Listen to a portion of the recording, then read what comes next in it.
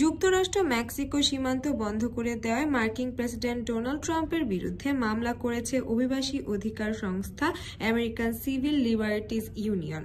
স্থানীয় সময় সোমবার রাজধানী ওয়াশিংটন ডিস্ট্রিক্ট আদালতে মামলাটি দায়ের করা হয়েছে। ট্রাম্পের অভিবাসন আইনি ভূত এবং অনাকাঙ্ক্ষিত উল্লেখ করে মামলায় অভিযোগপত্রে বলা হয়েছে সরকার ঠিক সেই কাজই করছে যা সরকারি কংগ্রেসের আইনের সঙ্গে সংঘর্ষিত।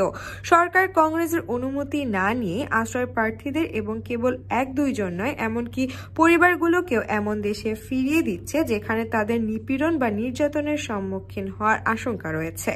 যুক্তরাষ্ট্রের স্বরাষ্ট্র মন্ত্রণালয় এ মামলার সম্পর্কে মন্তব্য করেনি, তবে হোয়াইট হাউসের অন্যতম মুখপাত্র কুশ দেশাই মার্কিন সংবাদ মাধ্যমকে বলেছেন, আমাদের অভিবাসন আইনের অবহেলা, অপব্যবহার বন্ধ করা এবং আমাদের সীমান্ত সুরক্ষিত রাখতে জনগণ প্রেসিডেন্ট ট্রাম্পকে ম্যান্ডেট দিয়েছেন। ট্রাম্প প্রশাসন মার্কিন জনগণ ও যুক্তরাষ্ট্রকেই প্রথমে রাখবে।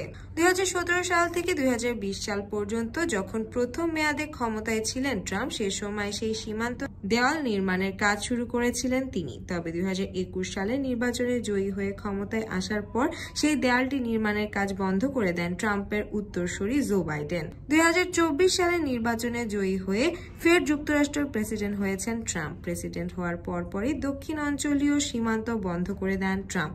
সীমান্ত পেরিয়ে আসা অভিবাসী প্রত্যাশীদের জন্য নির্মিত আশ্রয় কেন্দ্রগুলো বন্ধ করে দেন তিনি।